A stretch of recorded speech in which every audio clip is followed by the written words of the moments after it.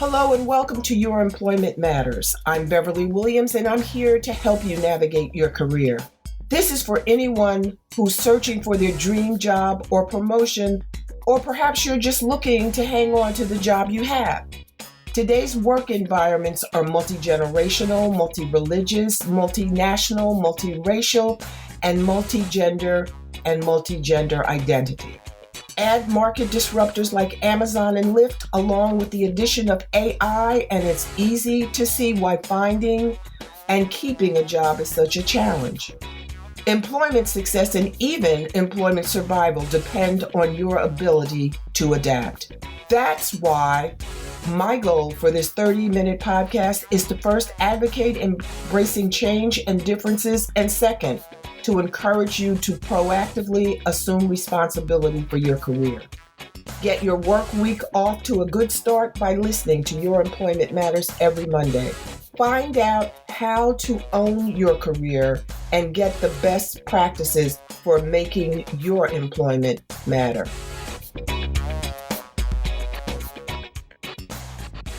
Hello, this is Beverly Williams, and this is Your Employment Matters. My guest today is Tom Lenoble, who has a wealth of experience and wisdom that I felt I could benefit from hearing and you could benefit from hearing. He's had a very interesting and impressive employment journey, and I'm going to leave it to Tom to tell you how he got from where he was to where he is today. You will recognize some of the companies he's worked for, sometimes working for the company in its present form and sometimes working for the company in its nascent formulation. So I'm going to leave it to Tom, and I thank you so much for you taking the time. I want you to tell people about your employment journey and your coaching services, because everyone's looking for a way to navigate the challenges of life, employment, and we want to do it with clarity, with compassion, at least many of us do. And I think that after hearing some of what you do, that it might be beneficial for others to hear from you also. Thank you for joining me today. Thank you, Beverly. I really am grateful you asked me to join you about this important topic. I started out my career at a company that many people listening to this may not know. It's MCI.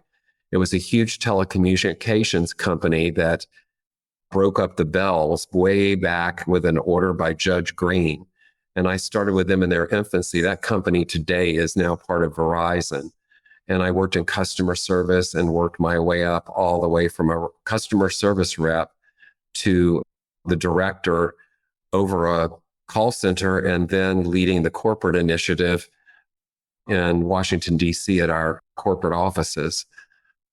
After that, I made a transition into the .com world and did a couple of startups, and then landed at a few places that you will know. I worked at Walmart.com before it was fully integrated with Walmart, and spent a great deal of my life in Bentonville, Arkansas, leading customer service. And then I moved to Palm. All of you may remember the Palm Pilot or the Trio. I ran global service operations for Palm. And then I got a phone call one day from a recruiter, and they were from a company called Facebook, which at the time I had no idea what Facebook was. I thanked them, told them I was working my dream job. Got a call a little later from a friend who's a VC in the Valley who said, I referred you to Facebook. You blew them off, and said, well, Jason, you could have told me who Facebook was. They were only in colleges at the time and not in the general public. So I did engage with them and ultimately went to work for Facebook and was a very, very early employee in the first 100, leading the whole customer operations for Facebook, including fraud investigations, setting up the first relationship with the National Center for Missing and exploited children, along with a suicide prevention center. Oh my goodness. I had my own consulting business after that and worked for some pretty impressive companies as well. I worked at a dating site that was eventually purchased by Match. I managed that whole merger, and then a few other startups that are no longer startups that are public companies, coaching executives and executive teams.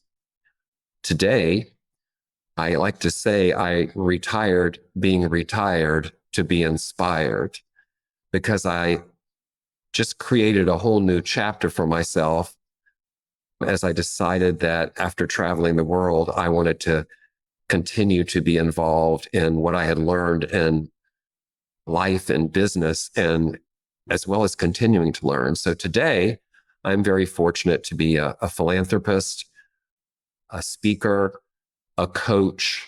I'm the CEO of the Academy for Coaching Excellence, which is ICF certified. And I also have a book coming out in the next few Now, months. what's the name of the book? The book's name is My Life in Business Suits, Hospital Gowns, and High Heels. Okay, now. Just give us the flavor, but will that give that the title alone gives us the flavor, but just give us the high notes. Yes, I think the high note about the book is it is about whatever you may encounter, there is an other side. My favorite quote from Maya Angelou is says it all. Every storm runs out of rain. Ah, that's good to know. It won't always be a storm. We won't always be embroiled in a storm. It will stop. The sun will come out tomorrow, as they say in Anna. The sun will come out tomorrow. If not tomorrow, at some point. Yes, it will. Well, that's wonderful. You did HR work in some of your positions. Do you have a sense, as a former HR person and a consultant now, how HR has changed? Yes. I led HR at a few companies, and boy, that's a whole nother talk for us. But HR has changed quite a bit. Back in the day, so to speak, everything was done face by face. You met people, and it went on an interview that maybe multiple or even a group interview, but it was all face by face. So much of it is automated now. And we screen people by computer and determine by what they presented on a resume or in whatever vehicle it is of whether we want to see them.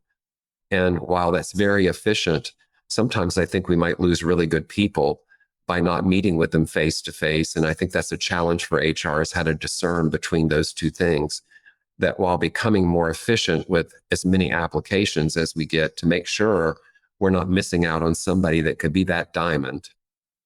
Well, I think COVID sped that up.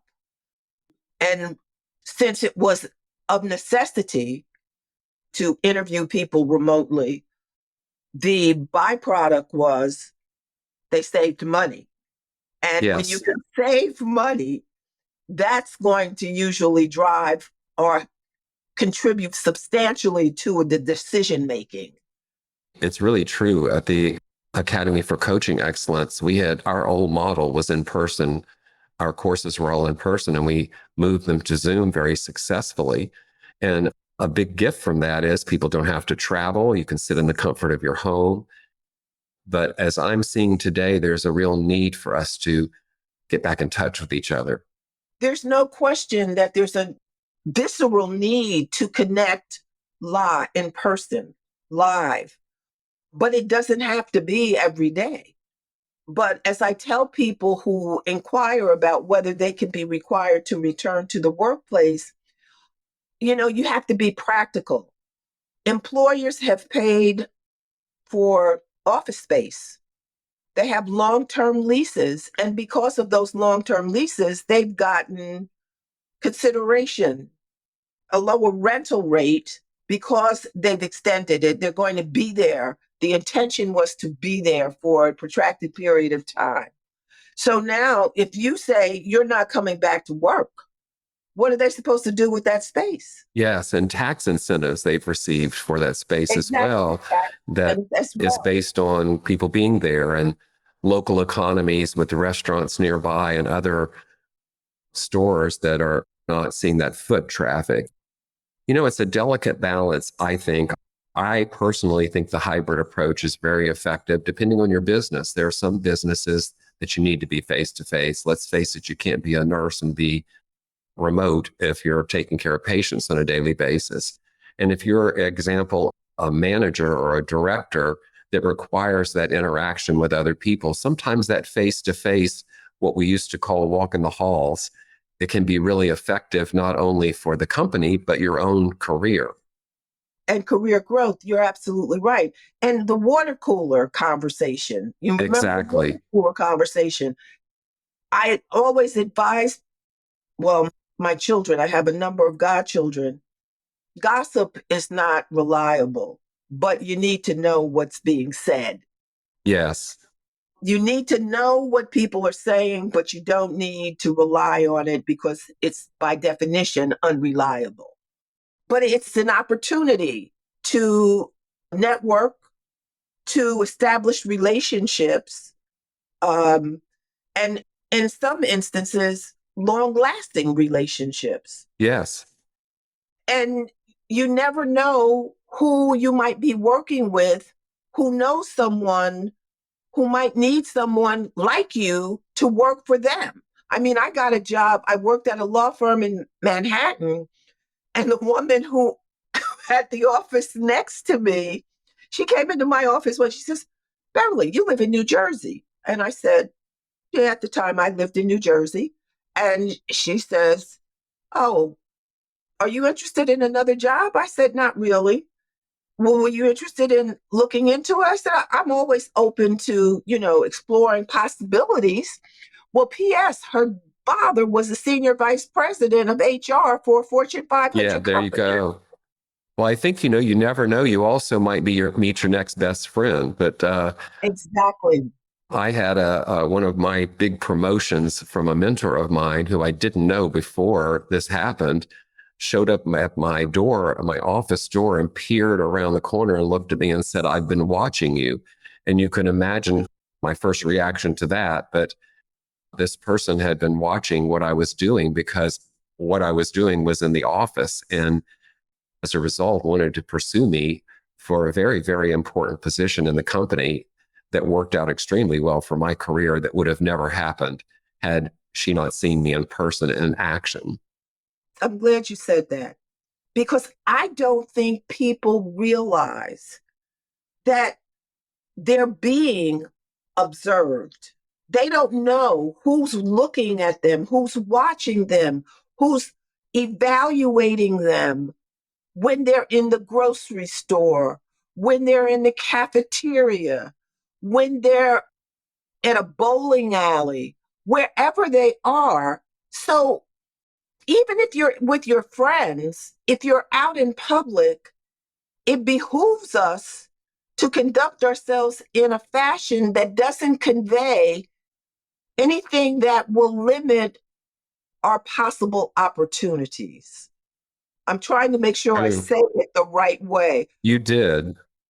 I know I remember years and years ago, I was out on a Saturday, just to run to the store, pick up something. And I saw the security guard that was employed at the office building where I worked. And I spoke to her every day. We chatted, lovely work.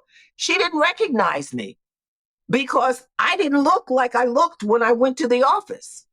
She did not recognize me. And that's when I decided I'm never leaving home like that again. I was just shocked. And she would see me face to face every morning and we'd exchange pleasantries. And then I'd go or get on the elevator. So she knew what I looked like. She didn't recognize me without makeup. I probably had a scarf on. I probably had a jacket or a coat up over my ears. She didn't recognize me. So that's not the image or the persona that I wanted to convey to anyone. Yes. Because to your point, they may be looking for someone to do something that I want to do. Yes, exactly. You never know. You You never know never who's know. watching. It's true. And the other thing is, I see, and you and I have discussed this briefly, I've seen a number of articles that say that employers are firing, discharging Gen Zers. And I'm like, really? It's troubling because boomers are not going to be able to work forever. The generation after the boomers, then you the millennials, whatever. There needs to be a transition. Now, Yes. given the fact that there's so many different demographics working in today's workplaces, everybody brings something to the table. And there should be mutual respect for what that is. It's like because I'm not technologically proficient doesn't mean that I don't know where the bodies are buried and I can't give you good information. But I don't think people have realistic and reasonable expectations. This is such an important topic. Gen Z is such an important topic. And, as I learn more about it and watch it unfold, there is parity. It's so identical to when I remember at Facebook, the people that were hired that were working with me were all fresh out of college, Harvard, Brown, Yale, Stanford. They were deferring law school, business school for this dream job at Facebook because they had been on it during college. And I learned quickly that there were many misperceptions about how this workforce and how these people performed. They were lazy, they wore flip flops, even down to how many tattoos they had and what that meant. And in fact, I ended up doing a keynote speech that I traveled around doing to companies because there was a reluctance to realize that the millennials were going to take over from the baby boomers and that it was coming no matter how much you think you're going to push it away and whatever structure of knowing you've created about this group of people. Just the facts of life say this is what's going to happen. Our economy has created something where we have boomers, we have millennials, we have Gen Z all in the workforce at the same time. But some of the things about Gen Z that I know I'm hearing about this, what feels like a phenomena of not being able to keep a job or want to stay in a job, the average time is a year or less. The employer thinks they're not motivated, they're not professional enough, they don't have the right communication skills or problem solving skills, that they're not prepared to be in the workforce, that they're inflexible about what their expectations are. And I think that what we also need to look at to your audience is, as we end this part about Gen Z, is giving those Gen Zers some ideas about what they can do for themselves, knowing we all need to have employment, and also what companies might do. Because just like when the millennials came to the workforce, companies had to change their approach. One of my favorite stories is a well-known insurance company had no choice. They have such a large employment base, they knew they had to do this. So what they started doing was pairing up the new millennial worker with a baby boomer worker. And what had happened is, for one reason, those generations really, really like each other. That was the child of the baby boomer, and they got along really well. But as you can see, this was, millennial was very technical savvy. The baby boomer wasn't so much, but the baby boomer had the knowledge of the industry and how it all worked and the operation. And by putting them together and even letting them work by side, you got a baby boomer that was willing to stick their toe into these technical skills, and as well as the millennial technically savvy was learning about the business. And I think there's room for that to happen again. It interests me that this is happening again the way it is. I happen to believe there's a real effect from the pandemic. People were driven to what already was going on of social media and online to it being their life. Some people spending, if you look at statistics, 6 to 8 hours a day in that kind of environment, which is very short term, fast paced. So the attention span of people has changed dramatically Yes. from what it used to be before. And I think that's frustrating to employers. So, what I think is that for Gen Zers that get in this situation and you're entering the workforce, start asking some thoughtful questions. Seek out some feedback. Be open to hearing what feedback is. Take it in and listen to it versus reacting to it. Show that you're motivated to be there. Demonstrate that you're excited about it and there's something new to learn. And have a can-do attitude that you're willing to learn it, because it's really, these employers are looking at it of a real challenge, and that these, I've already echoed how they're viewing it. And that's not always true. We're just different generations, and maybe how you present yourself and put a little work into how you can be there and get enjoyment, because this Gen Z certainly is a different generation. They've got not as much money, yet they spend a lot of money. They go to restaurants a lot. They're online a lot. There's some challenges of what's happening. And we're telling them as kind of a society that having a house is going to be hard, that there's many things that are going to be different from them, from climate on to a number of things we could list. So one could see how this could be challenging.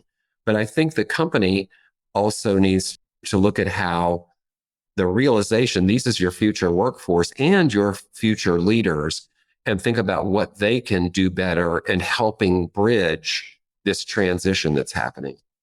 What you said is very important. But my concern is that the socialization of these young people has not done them any favors. Everyone gets a trophy for participation. It's not the way the working world works. That's not how it goes down. A friend of mine started working with a young person, much younger person, around the same time. And the young person said to her, if she didn't get a promotion in 6 months, she was leaving. And my friend said to her, what do you mean 6 months? Didn't you start when I started? And she said, yes, but I deserve a promotion after 6 months. That is unrealistic. You know, unless you come up with a cure for cancer, you really shouldn't expect to be promoted in 6 months. Unless Yes. you affected the company's bottom line in some substantial fashion, you're not that person. That's not going to happen. But their expectations, their rationale is just not consistent with how things are done. Now, not that things can't change, because they can, but they're not going to change like that for people who are just getting out of high school, college, trade school, business school, whatever their starting point is. There has to be a retraining. And I don't know that that's possible, because they're still living at home and their parents are still telling them that they're wonderful. You know what interests me about this is I hear you say that, Beverly, is these were the same, very similar things we said about the millennials. They all got a trophy. They expected, and indeed they did. I had people coming to Facebook that because they had done an internship and got a title during the internship or a short job, they thought they were going to get promoted from a service rep into a director position in short order. And I will share with you, some of those people are SVPs of some companies we know well today. However, we as parents, we were the ones giving them the trophies. We were the ones that were not teaching them the life skills that we need to teach. Exactly. There are many people that didn't know how to balance a checkbook or how to run a home, where we've lost that teaching that because of whatever dynamic is going on. And I think that's gone ahead down in the Gen Z, but it's exacerbated by the pandemic, by these people grew up online fully from birth. They were on the opportunity to be online. And so I think that if we're smart as a society and in businesses as leaders, that we create the opportunity to teach, we create the opportunity to understand and accept there are differences and how we can manage through them together, knowing that this is the workforce of the future. Know that if I'm a Gen Z, I'm watching my peers that are making six figures on TikTok. And just So, try it. so I'm now going into the workforce and not seeing that. I think another example that's really great about this is transparency. I know in certainly my work history, when we had salaries and those kinds of things, we kept them top secret. You never divulged them. That doesn't work that way anymore Yeah. because there's transparency that people are being treated equitably.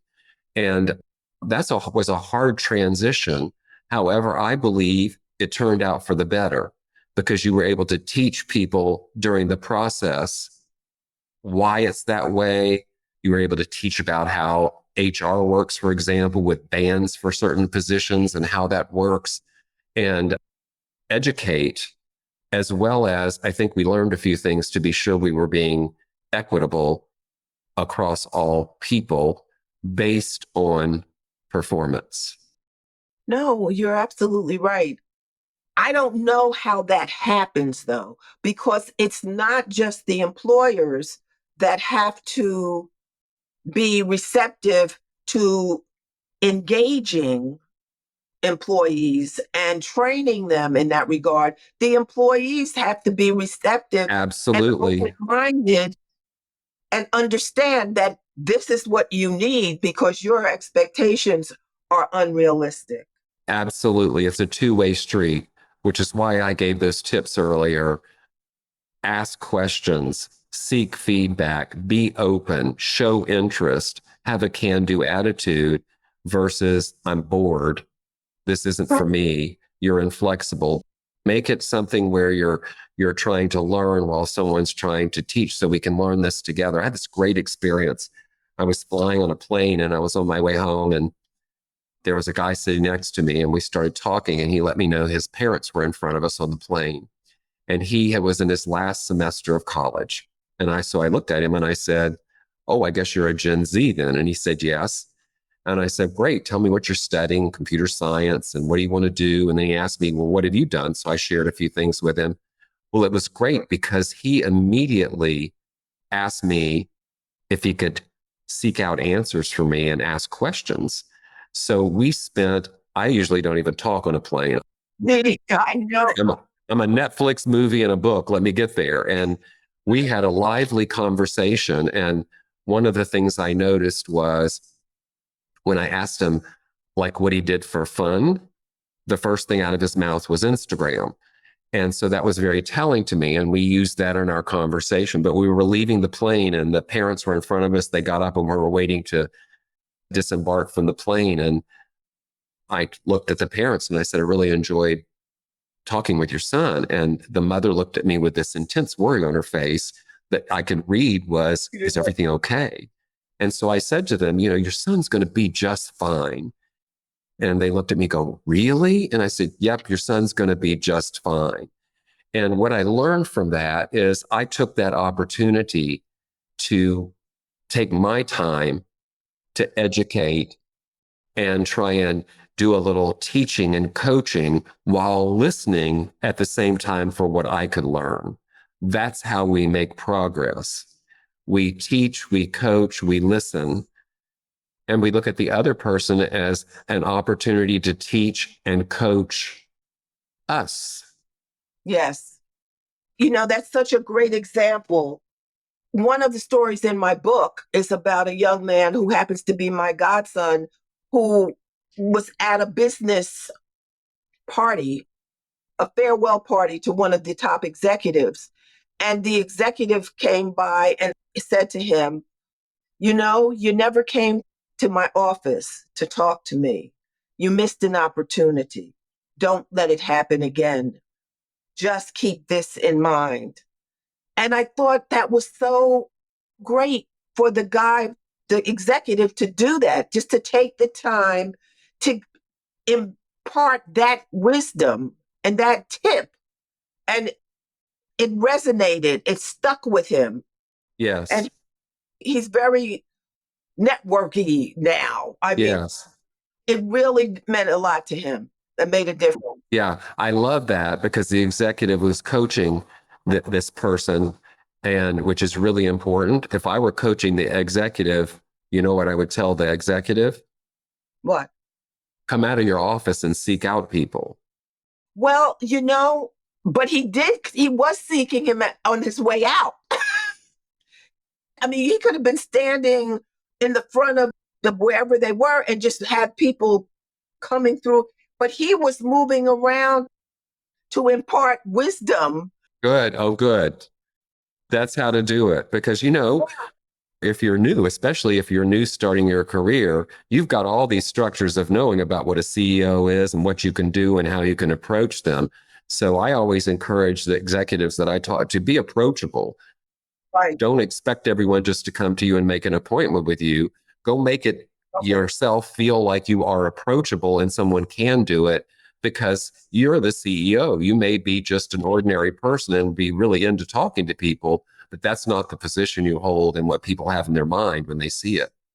Tom, we're out of time, and I've so enjoyed this, and I hope you'll come back again. I'm always here for you, Beverly. This was wonderful. I appreciate the opportunity. Wonderful. We're talking about some of the things that are most important to me and most important to all of us because one day we won't be here and Exactly. we have this chance to make sure we've made an impact with people that are joining the workforce. Well, thank you so much. I've so enjoyed this. I mean, you have no idea. And just the pearls of wisdom that you've imparted, hopefully people will listen, will hear, and take them to heart. And if they don't follow them immediately, it'll be food for thought that will stick in their mind and they will retrieve it at a later date. And when they say, oh, I remember I heard this, this might work for this. I'm hopeful. I'm cautiously optimistic. Always. Thank you so much. And you'll hear from me. I will look forward to it. Until next Thank you, time. Beverly.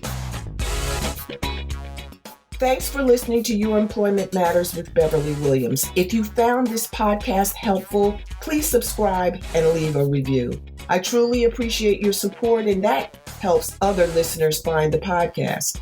If you have a comment, question, or suggestion, you can reach me at baWilliams@youremploymentmatters.com. My book, Get the Job Done, is available on Amazon.com and BarnesandNoble.com.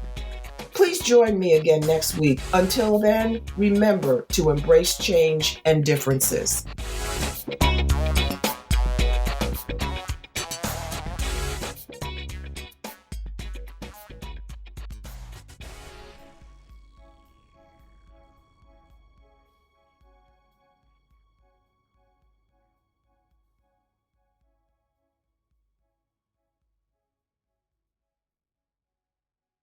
This podcast is part of the Sound Advice FM network. Sound Advice FM, women's voices amplified.